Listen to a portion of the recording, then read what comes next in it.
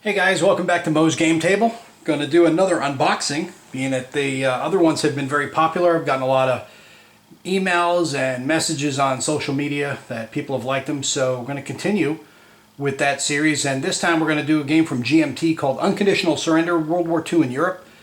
Just received it last week, and before I go any further, I want to say a big thank you to Gene and the GMT crew for correcting an issue that we had with the order. They were able to identify it and get me a copy of the game in 2 days, so kudos to those guys. Those guys really always come through when needed, and can't speak highly enough of not only the quality of their products but the quality of their customer service. A lot of people like to bitch, moan, cry, and complain about bad customer service because that does exist out there too, but not enough people speak highly of good customer service. And here's another good example of great customer service from GMT. And sometimes I think the great customer service gets taken for granted. Remember, when game publishers go out of their way and take care of you, to make sure that you pass that word on to other people as well. Okay, enough pontificating. I'm off my soapbox. First thing we're going to talk about here with Unconditional Surrender is it is a big picture game, which is kind of different for me. I don't generally go for big picture games. I'm more of a tactical guy. I like small picture. But I did want to get a big picture game, something that was what I call a manageable monster. This is low counter density. From everything I saw of it, it really looked like it was going to fit the bill for me, and I think it will for you as well. It's not a super complex game, but it's not super simple either. I think it hits right in that middle area that we all are looking for. Some people love the real crunchy stuff, but I don't have the time to spend to keep a game on a table for weeks at a time and work through a big crunchy game. I want to play something I can either play in a night or in a weekend.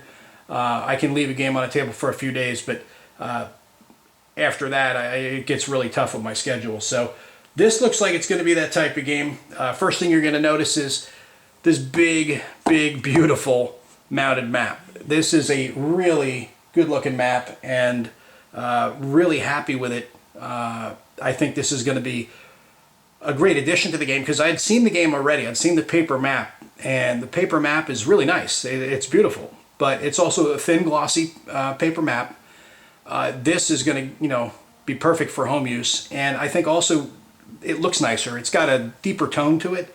It's the same graphics that's in the that's on the paper map, but probably because of the backing, it gives you like a richer tone, and I like that. I'm not going to sound like one of those HGTV guys that's talking about it's going to go really well with my home fixtures or anything, but I really like it. I dig it quite a bit, so I think you guys will like it too. So if you're on the fence about getting the mounted map or not, drop the money, get it. You'll be happy for it.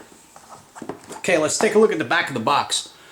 See if I can get it in here for you, close enough where you can read along with me. It says here, Unconditional Surrender is a 2 to 4 player strategic level game covering World War II European theater.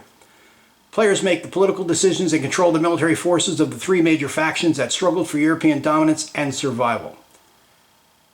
This, like I said, looks like a mini monster, or not a mini monster, but a manageable monster. It's got low counter density, but you're able to not just worry about the tactical decisions, the strategic decisions, but also political and manufacturing.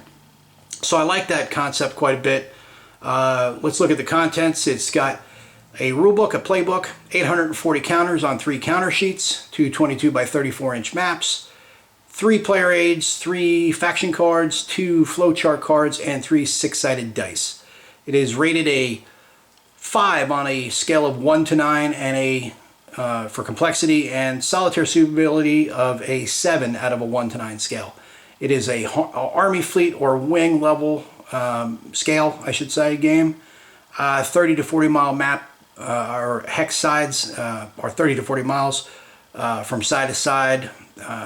Monthly turns for each of the turns. The game was designed by Salvatore Basta.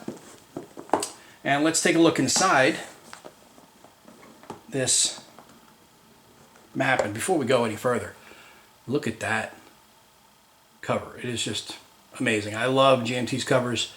They do such a great job with their art and their counter work. It's just really enjoyable to check out. There's the rule book and the playbook. We'll come back to those in a minute. We'll just unload everything. And we've got our paper map I was talking about in 2 sheets. And while we're at it, let's see if you guys can pick up. I don't know if this camera and this lighting is kind of crappy here in my dining room, but let's see. Yeah, this one. This will work. Okay. We're going to compare the map, the paper map, with the mounted map. And if you look here, when I'm talking about the deeper tones, you have the lighter blue on the paper map, a bit of a deeper blue on the ocean, and the same with the land masses. It's a lighter green, and this is just a little bit richer tone. The same with the mountains. It's nothing against either map. It's just I think this is a little bit more pleasing. The paper map is definitely functional, but if you want to kind of pimp out your game a little bit, get the mounted map. So let's get everything else out of the box. Got our counters and player aids, and in the bottom we have our baggies, which everybody loves to have baggies, but I prefer counter trays myself. Baggies are good in some instances, but something like this I think I'll definitely put in the counter trays. Makes everything easier. And the 3 6-sided dice. We have the Soviet, the Western, and the Axis faction dice in here. And now let's get into the counters. We'll start off with sheet 1, which is the Soviet, German, British, French, and US counters. These counters are really nicely illustrated, as we've kind of expect in modern wargaming now. We're pretty particular about not having dull counters, and we're definitely being satisfied by game publishers. They're doing a great job on them. We've got not only units, but you've got your political will counters, production counters, factory levels, air units, ground units, airdrops. We have naval convoys and fleets as well. So like I said, it's a big picture game, but low counter density. So it should be a real fun game to play. We have some control markers and some more admin counters down here for the Germans. We have Italian, Soviet, US. Those are all admin counters up in the top right. The Italian are force counters and admin counters. Then we have some Polish, Swedish, Finnish, Norwegian, Yugoslavian, Turkey, Spain, Romanian, so on and so forth. Those are the other national units in the game. And then on the third counter sheet, we have a lot of admin counters. Here we've got commit levels, factories up in the top, neutrality. Then we have a bunch of combat sortie counters. We have some more nations in the top right. Belgium, Netherlands, Denmark, Lithuania, Latvia, Estonia, Hungary, Ireland, and Greenland, it looks like. And some more admin counters there, some assault counters, weather counters, supply counters, and bomb counters, and look at that puppy right there. We get a couple of nuclear strike counters. So nukes do play a factor in this game, as they did in World War II. Not sure how that's handled, but it's always a little bit exciting and sobering at the same time to see nuclear counters in a game, because everybody wants to use the big boy weapons, and I'm just as guilty of that as anyone else. But at the same time, there has to be some repercussions for those in games, because they would be in real life. You can't just willy-nilly go throwing around nukes. We've got the faction cards. They're kind of, I didn't pull them out correctly. I've got them spun around. We've got the Axis faction card, the Soviet faction card, and the Western faction card. These are going to be your, I would say, your player mats basically for each faction, that will give you control of everything that you're going to be doing in the game. Your national will, factory production levels, factories and production levels, and then surprise attacks, mobilization, eliminated, and events down here as well. We've got 3 of those, and then there's on the back here we've got, it looks like end of turn phase breakdown for each of the factions on how these steps are handled. At least that's what I'm guessing. Don't shoot me if I'm wrong. I have not played this game, so nor have I looked through the rule book yet. This one has nothing on the back of it, so I'll put that way. This one, this is the back of the Soviet faction card. It has a national will track, factories, and production points, and it's for all 3. So I would guess that this is likely to be used in a solitaire game. You can just put everything all in one spot rather than having to manage 3 separate mats. We have 3 operations phase flowcharts. I'll put 2 of them away and we'll just take a look at one of them. This breaks down all the action subphases, and it gives you everything that you can do is spelled out for you, along with the case for the rules. So easily referenced if you need to crack open a rule book and dig into it a little bit more. If this doesn't, explain it to you enough, you have a supply check subphase, and then on the back you have the sequence of play flowchart. It looks like it's fairly easy to follow, actually very easy to follow, just a few boxes, no more than 4, which is in the strategic movement phase. The others are 3 and 2. A lot of them are just 1 that are easily you can easily follow them and understand what's going on. Again, there's cases for the rules as a reference in case you have any questions when you're playing, if you need to look up the rules. Then we have 3 more of these. These are your, looks like your big charts that will give you all of the steps for everything. You got sequence of play, breaks down into all these steps for each turn. Then you have your weather, ranges, supply sources, and unlimited supply source. You crack it open, you've got your CRT and your strategic combat DRMs and ground combat DRMs, strategic combat results, and over here we've got our combat resolution sequence, air naval combat, both the DRMs for it and the results, and the ground combat results here, the retreat prohibitions, and then also different aspects of the air campaign: air support, escort, interdiction, and transport. So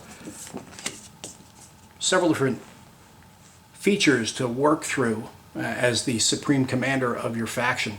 On the back we've got production, movement, conditional event triggers, cost in air movement, cost for naval movement, cost for ground movement, and national will effects, which how a country's mindset, I would guess, is going to affect your ability to fight the war, because you can't just be a great commander on the ground. You also have to win the will of the people to back you up, to be able to fund it and have the stomach to continue to fight.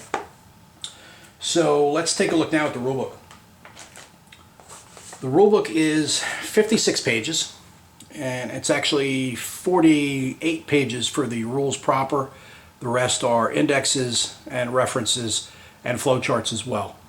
Same, I would assume, flowcharts that we see here. We'll take a look, and yes, it is. On the back, there's your sequence of play flowchart, same as we had over there on the player aid. But one of the things that interested me when I kind of flipped through someone else's copy of this very briefly, and one of the things that I really liked was something right here at the very beginning, learning the game.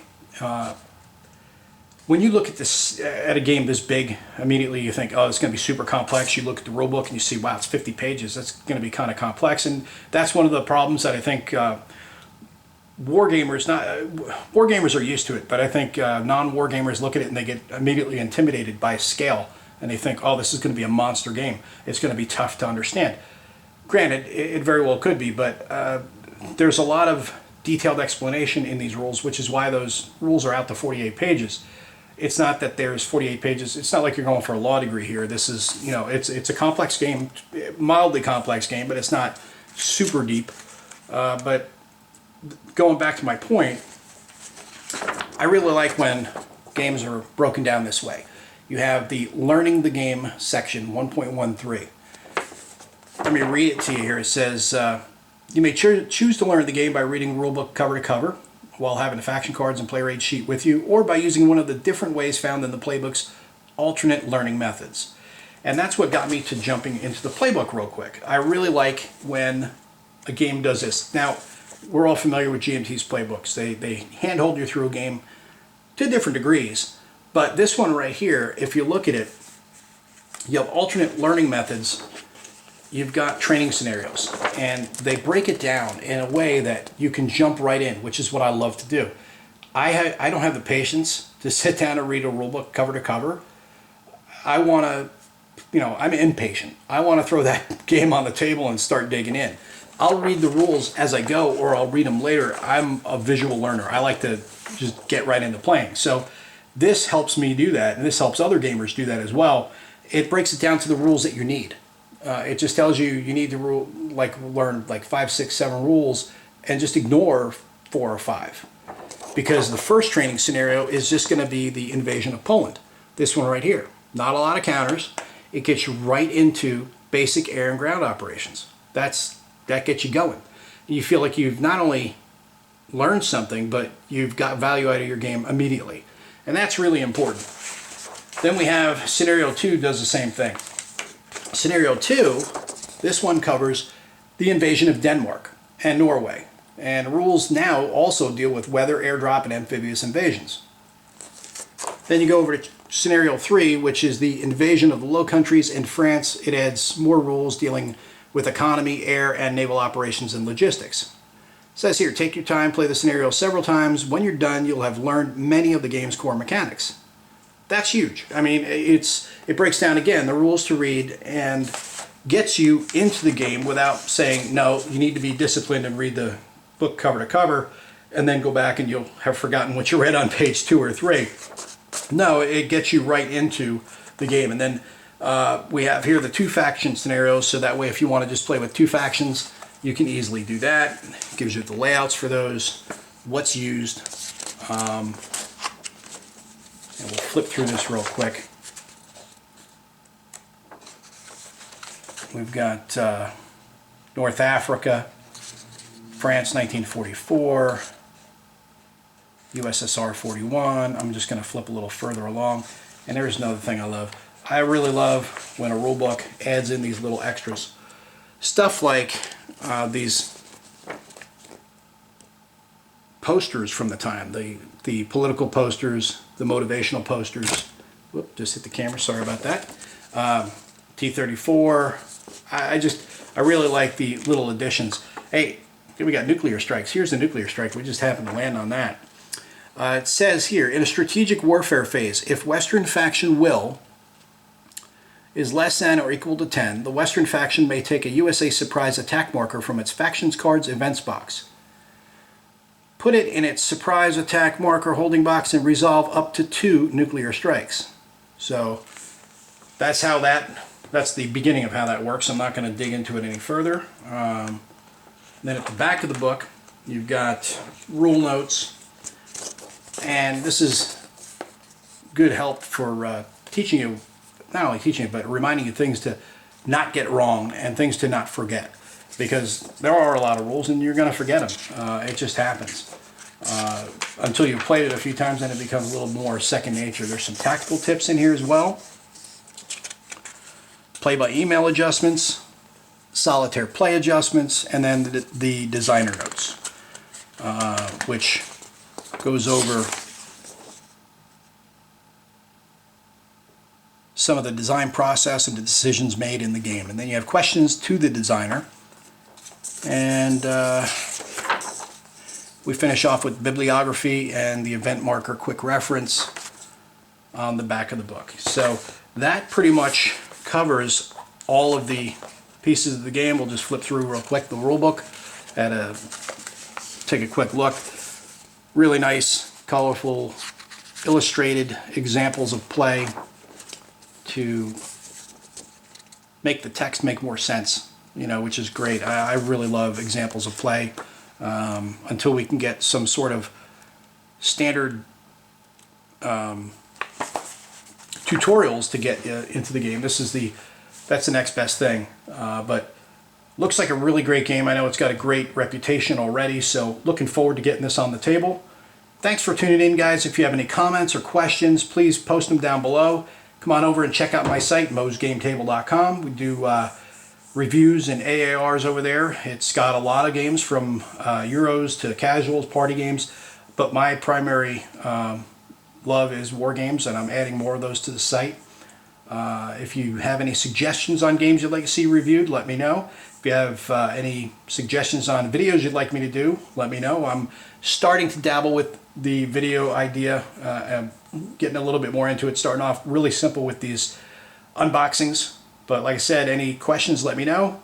Follow me on Twitter at mosgametable, or you can shoot me an email at mo@mosgametable.com. Thanks a lot, guys. See you next time.